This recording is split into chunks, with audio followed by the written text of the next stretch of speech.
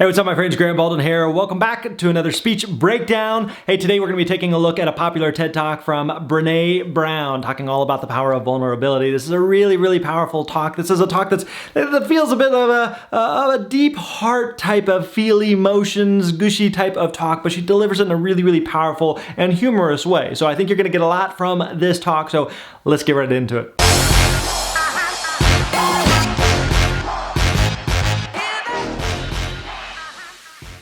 So I'll start with this. A couple of years ago, an event planner called me because I was going to do a speaking event. And she called and she said, I'm really struggling with how to write about you on the little flyer. And I thought, well, what's the struggle? And she said, well, I saw you speak, and I'm going to call you a researcher, I think, but I'm afraid if I call you a researcher, no one will come because they'll think you're boring and irrelevant. So this is a good opening story here where, again, she's starting to build some rapport and connection. Telling a story, is, again, like we've always talked about, is really, really powerful and effective for doing that. She also did a good job there of delivering a punchline and then letting it sit, letting it hang there for a moment and giving the audience a chance to respond to it. So again, a mistake that some speakers make is they deliver something that's funny, and instead of just letting it sit there for a second, giving the audience a chance to react, giving the audience a chance to laugh, they just keep going on. And what happens is it kills kind of the momentum of that punchline or that joke, but it also, when you're moving on while the audience is still laughing or responding, they can't hear the next few things that you're going to say. So she did a good job here with pausing, letting the laughter subside, and then continuing on. And I was like, okay. And she said, but the thing I liked about your talk is, you're a storyteller. So I think what I'll do is just call you a storyteller. And of course, the academic, insecure part of me was like, you're going to call me a what? And she said, I'm going to call you a storyteller. And I was like, oh, why not Magic Pixie? I was like, good line. Let me think about this for a second. And so I tried to call deep on my courage. And I thought, now, part of the reason that was funny was, again, it sounds like she's coming from an academic background. So what's important here is to make sure that the audience is aware of that. So I assume it was set up in her bio, or people may already be familiar with her. If she's coming from an academic background, it makes that joke funnier. But if people don't necessarily know that she comes from an academic background, then it's funny, but it's not quite as funny. So again, always make sure that if you're going to deliver, some type of humor or whatever the story is or whatever it is that you're using, that the audience has the full context to understand what it is that you're saying, because outside of the context, it may be okay, but it may not be as powerful or as effective with the context. I am a storyteller. I'm a qualitative researcher. I collect stories. That's what I do. And maybe stories are just data with a soul, and maybe I'm just a storyteller. So I said, you know what? Why don't you just say I'm a researcher storyteller? And she went, there's no such thing. So I'm a researcher storyteller. And I'm going to talk to you today. We're talking about expanding perception. And so I want to talk to you and tell some stories about a piece of my research that fundamentally expanded my... Now, she did a really little thing there that, again, one of the things we've talked about is that stories are really, really powerful and really, really effective. And so what she said there was, I'm going to tell you some stories today. And as an audience member, as someone who hasn't seen this talk before, I'm immediately just intrigued, because I know she comes from an academic background, so I'm sure there's going to be some, some data and some research and that kind of stuff, but it's also she's going to be telling us stories. And humans are drawn to stories. We don't know right now whether those stories are going to be funny or sad or interesting or fascinating or boring. We have no idea, but people love a good story. And so we're immediately drawn in, we're immediately compelled to listen. So again, no idea where she's going with this, other than I know she's told us that she's going to be telling us several stories here, which makes it engaging for the audience. My perception, and really actually changed the way that I live and love and work and parent. And this is where my story starts. When I was a young researcher, doctoral student, my first year I had a research professor who, one of his first days... Now let's talk about slides for a second. Now, if you followed my work at all, then you may be familiar that I'm not a huge fan of slides. Slides can be super effective, but they can also be a huge distraction for speakers.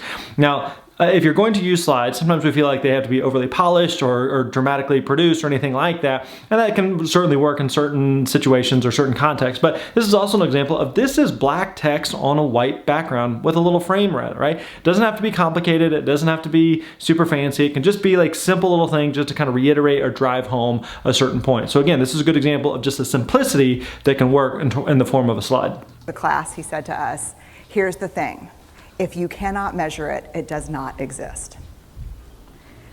And I thought he was just sweet talking me. I was like, really? And he's like, absolutely.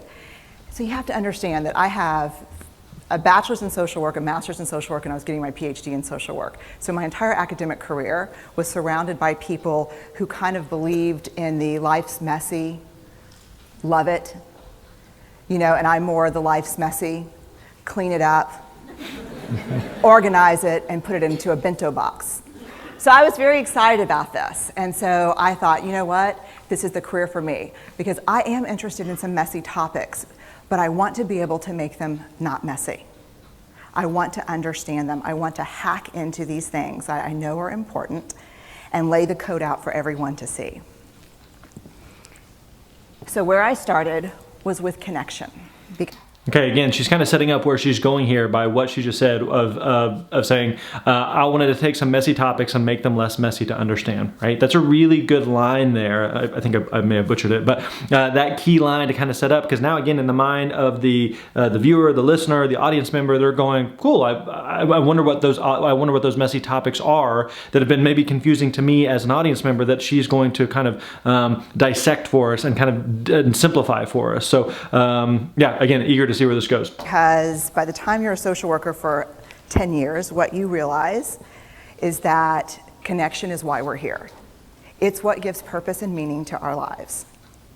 This is what it's all about. It doesn't matter whether you talk to people who work in social justice and mental health and abuse and neglect. What we know is that connection, the ability to feel connected, is neurobiologically, that's how we're wired, it's why we're here.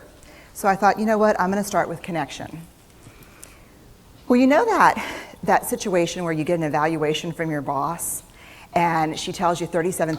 Now, connection is one of those, again, kind of big picture, big sky, pie in the sky type of ideas, but she's immediately going into some type of analogy or story here that's going to simplify it. And again, this is where analogies can work really well because, you know how human connection is really, really important and really, really significant. And then she transitions into, you know how like going into your boss or interacting with your boss. So she's taking this idea and bringing it down to here's what this actually means, or here's what this could look like on a day-to-day basis. So when you start getting like too pie in the sky, too high in the clouds there with some type of idea or concept, it can be a little bit overwhelming, and it can be, depending on the audience, you can lose them really easily. So bringing it back to some type of analogy or story that makes the connection to what it is that you're talking about helps it feel a bit more grounded.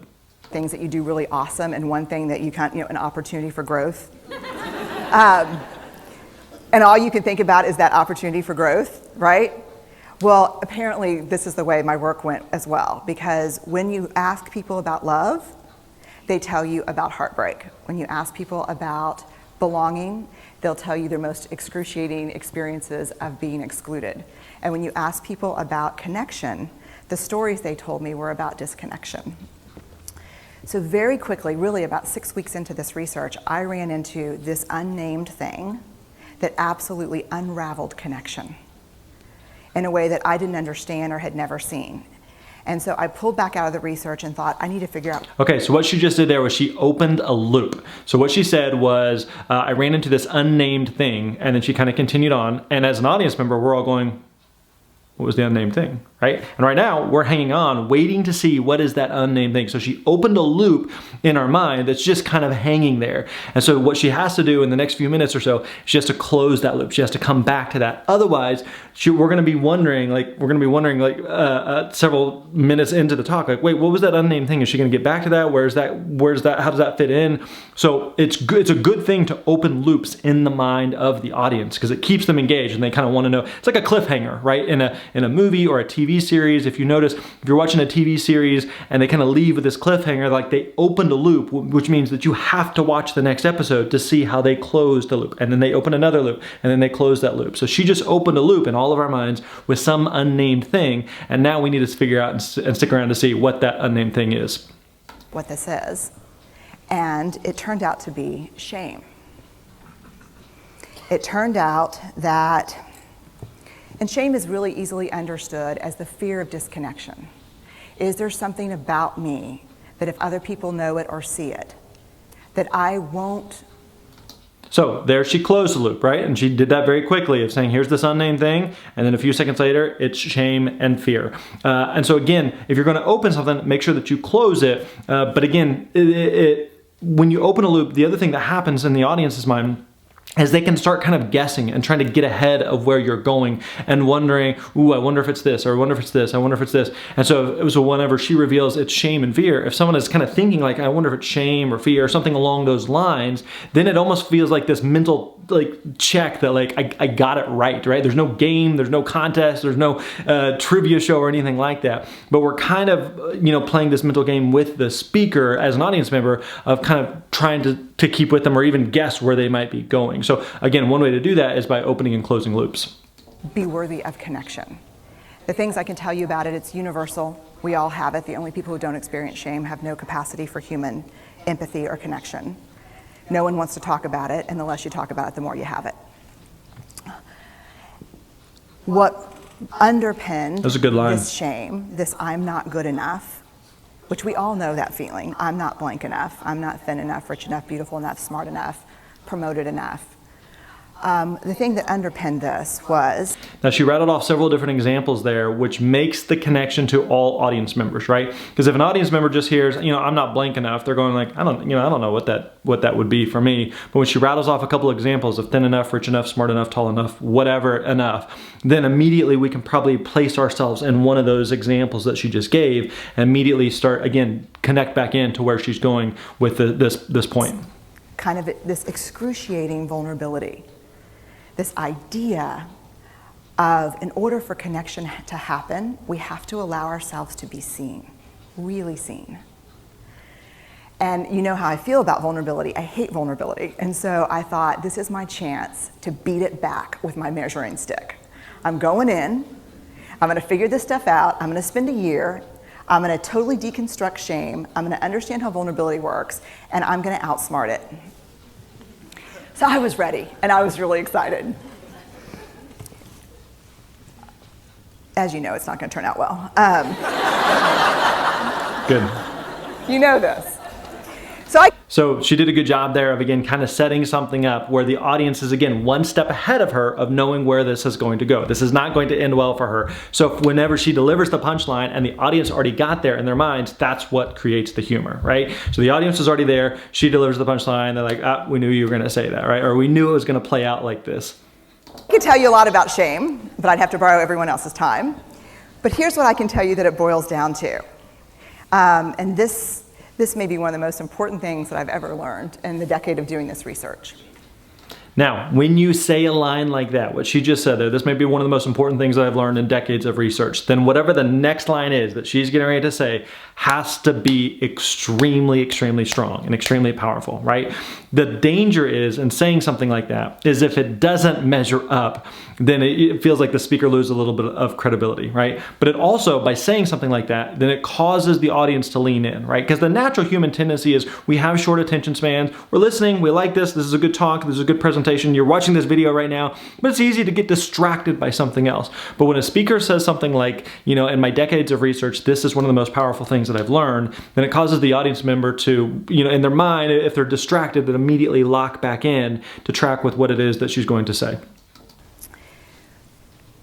My 1 year has turned into 6 years. I wrote a book, I published a theory, but something was not okay.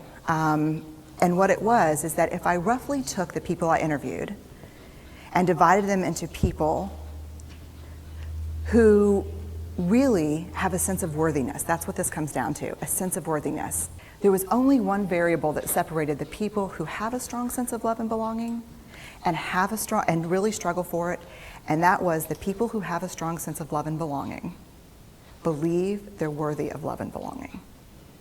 That's it. They believe they're worthy. And to me, the hard part of the one thing that keeps us out of connection is our fear that we're not worthy of connection, was something that personally and professionally I felt like I needed to understand better. So I had a manila notebook, a manila folder, and I had a Sharpie, and I was like, what am I going to call this research? And the first words that came to my mind were wholehearted. These are kind of wholehearted people living from this deep sense of worthiness. So I wrote at the top of the manila folder, And I started looking at the data. In fact, I did it first in this in a 4-day, very intensive data analysis where I went back, pulled these interviews, pulled the stories, pulled the incidents. What's the theme? What's the pattern? My husband left town with the kids because I always go into this kind of Jackson Pollock crazy thing where I'm just like writing and going and kind of just in my... Now, one of the questions I get from speakers is, how do I inject more humor into my talks? And one of the things that you notice here from Brene Brown is that you wouldn't necessarily classify her as a hilarious speaker or a really funny speaker, but she's had several moments here where she's kind of thrown in a little one-liner here. And even though this talk is more of a, not necessarily deep or heavy talk, but it's more of a heartfelt, meaningful type of talk, not to say that others aren't, but it doesn't necessarily mean that it has to inject a ton of humor. And so you have kind of this contrast there of whenever you have a talk like this, that again is more of a deep kind of heartfelt talk, then a few key lines at a few key places can get a really, really big reaction in terms of humor. So again, it doesn't feel like you have to have a ton of humor, or have a ton of big jokes or big funny lines or big funny stories or anything like that. Sometimes it's just a few key lines at a few key moments that can really provide a lot of humor into a talk. Researcher mode. And so here's what I found. What they had in common was a sense of courage. And I want to separate courage and bravery for you for a minute. Courage, the original definition of courage, when it first came into the English language, it's from the Latin word cur, meaning heart. And the original definition was to tell the story of who you are with your whole heart. And so these folks had, very simply, the courage to be imperfect. They had the compassion to be kind to themselves first and then to others, because as it turns out, we can't practice compassion with other people if we can't treat ourselves kindly. And the last was they had connection. Now, another good thing she's doing here is she is starting to slow down a little bit, and she has a few more strategic pauses in what she's saying, because what she's saying, it requires a bit of thought, right? It requires some processing. Like if she says it all too fast and goes too quickly through it, people are like, whoa, wait, I'm still trying to think through the sentence that she just said 30 seconds ago, and I'm still trying to process and digest that. But when she says a key line and she lets it sit there, and then she goes down a little bit more and she says another key line and she lets it sit and she slows the cadence of the whole thing down, then it gives the opportunity for the audience to keep up with her, right? Instead of her plowing through it and the audience is like, wait, can you go back, right? So in order to like really feel that moment, slow down and pause can be two really effective tools. And this was the hard part, as a result of authenticity. They were willing to let go of who they thought they should be in order to be who they were, which is, you have to absolutely do that for connection. The other thing that they had in common was this. They fully embraced. Now this is again another example where when you're using slides, that the slide can be the point that you're making, right? So if you notice here, she didn't say, another thing that they noticed was da da da da da da da, right? Another thing they noticed was this. And so the slide, and so it kind of creates almost like this interactive experience between a speaker and some type of visual medium there. So again, I'm not anti-slides at all, but this is again a way that they can be used really effectively. Embraced vulnerability.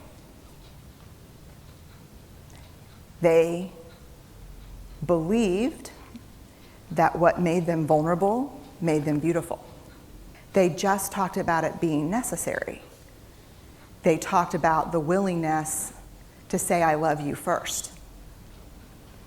The willingness to do something where there are no guarantees. The willing to invest in a relationship that may or may not work out. They thought this was fundamental. I personally thought it was betrayal. I could not believe I had pledged allegiance to research. So another thing she did there is, again, she slowed down, she strategically paused, but the other thing she did is she kind of softened her voice, right? So there's moments where your voice gets louder and you're making a big point, right? But then there's times where it's okay to just get a little bit quieter. Because when you get a little bit quieter and you slow down and you pause, again, it causes the audience to lean in, causes them to engage, it causes them to pay attention, but also creates like this really powerful moment there for the audience. So the little things that, again, you can do with your voice that creates those moments. Search. Where our job, the definition of research is to control and predict, to study phenomenon for the explicit reason to control and predict. And now my mission to control and predict had turned up the answer that the way to live is with vulnerability and to stop controlling and predicting. This led to a little breakdown. Again, so before she said the line, people were laughing because she put the slide up. This led to, and then the slide creates the humor. This is another good example where sometimes we feel like as speakers, like, I'd love to inject more humor. I don't feel like I'm a funny person, but there's times where the slide can be the funny piece. So she put black background with white text, and that was a joke. That was the funny part that delivered the punchline for her, and that added a level of humor. So sometimes it's the slide that can create the humor without you having to necessarily actually say anything. Which actually looked more like this.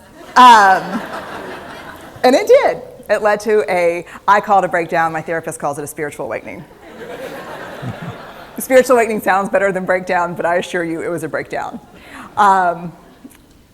It did. And I had to put my data away and go find a therapist. Let me tell you something.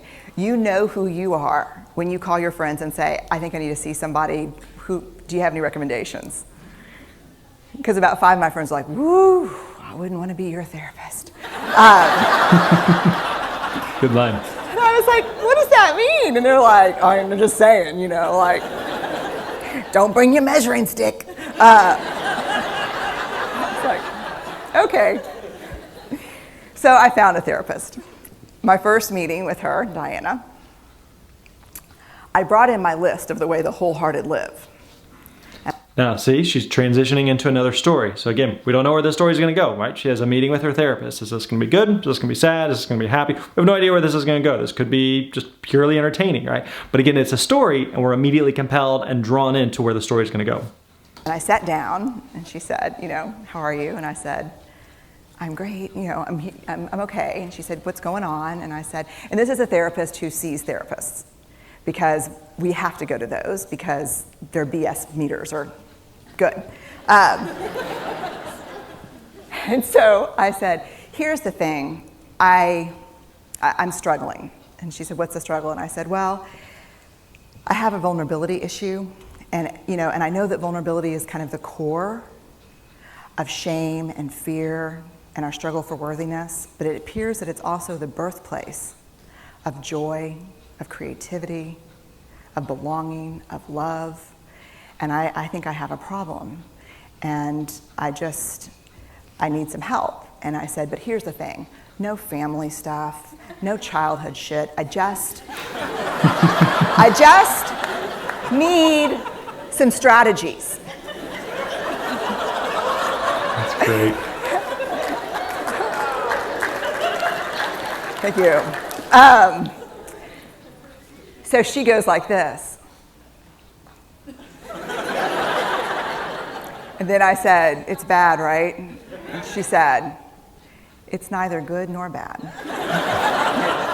It just is what it is. And I said, oh my God, this is gonna suck. And it did, and it didn't. And so then I went back into the research and spent the next couple of years. Why do we struggle with it so much? Am I alone in struggling with vulnerability? No. So this is what I learned. We numb vulnerability. When we're waiting for the call, when we're trying to think about if we're going to, it was funny, I guess Wednesday, I sent something out on Twitter and on Facebook that says, how would you define vulnerability? What makes you feel vulnerable? And within an hour and a half, I had 150 responses. Because I wanted to know, what's out there. Having to ask my husband for help because I'm sick and we're newly married. Initiating sex with my husband, initiating sex with my wife. Being turned down, asking someone out, waiting for the doctor to call back, getting laid off, laying off people. This is the world we live in. We live in a vulnerable world. And one of the ways we deal with it is we numb vulnerability. And I think there's evidence, and it's not the only reason this evidence exists, but I think that it's a huge cause. We are the most in debt, obese, addicted, and medicated adult cohort in US history. The problem. There was a long pause there of just letting that sink in. Again, that was a big statement that she just made. We are the most in debt, obese, medicated, something else there. And so just to let that sink in, like, oh dang, that sounds right, and that sucks. That's true, but it's a bummer, right? So it's kind of a heavy thing, not necessarily a negative, like not necessarily a bad thing that she shouldn't have said, but like a really strong moment. So just let that pause, lets that kind of hang there and kind of sink in for people. Is why the problem is, and I learned this from the research, that you cannot selectively numb emotion. You can't say, here's the bad stuff. Here's vulnerability, here's grief, here's shame, here's fear, here's disappointment. I don't want to feel these. I'm going to have a couple of beers and a banana nut muffin. I don't want to feel these. And I know that's knowing laughter. I hack into your lives for a living. I know that's, God. You can't numb those hard feelings without numbing the other affects or emotions. You cannot selectively numb. So when we numb those, we numb joy. We numb gratitude. We numb happiness. And then we are miserable and we are looking for purpose and meaning. The other thing we do is we make everything that's uncertain certain. Religion has gone from a belief in faith and mystery to certainty. I'm right, you're wrong, shut up. That's it. Just certain.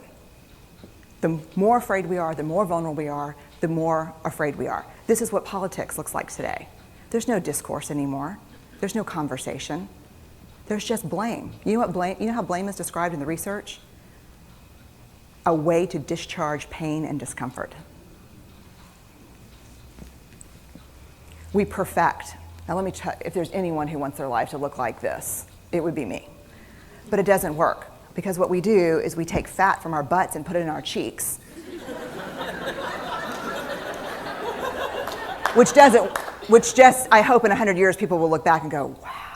You know? And we perfect, most dangerously, our children. Let me tell you what we think about. Our job is not to say, look at them, look at her, she's perfect. My job is just to keep her perfect, make sure she makes the tennis team by 5th grade and Yale by 7th grade.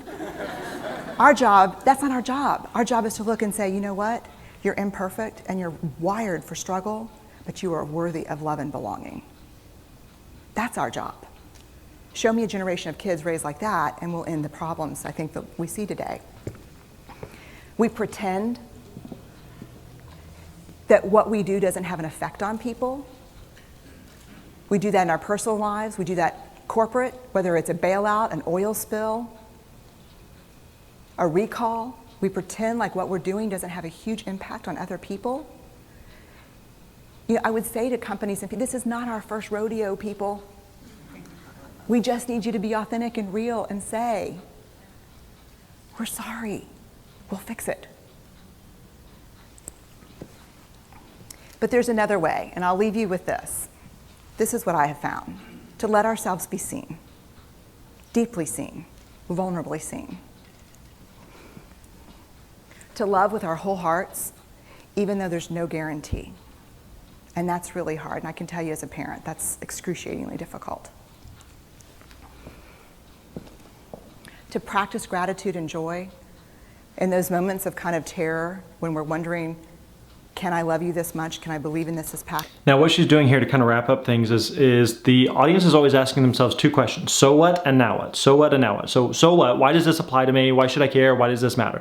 The now what is what am I supposed to do as a result of this? So this is the part that she's getting into now, the application. So when we leave this room, when we finish listening to this talk, what are we supposed to do as a result of it? So she's given a couple of little practical things that we can do as a result of it. So always be thinking that through when you're working on a talk, when you're delivering a talk, is the audience is asking, so what and now what? What are they? Why do they care? Why do they need to care? Why should they care? But then also, what are they supposed to do as a result of it? What do you need them? How do they best apply this in their business, in their personal life, in their world? What does that look like?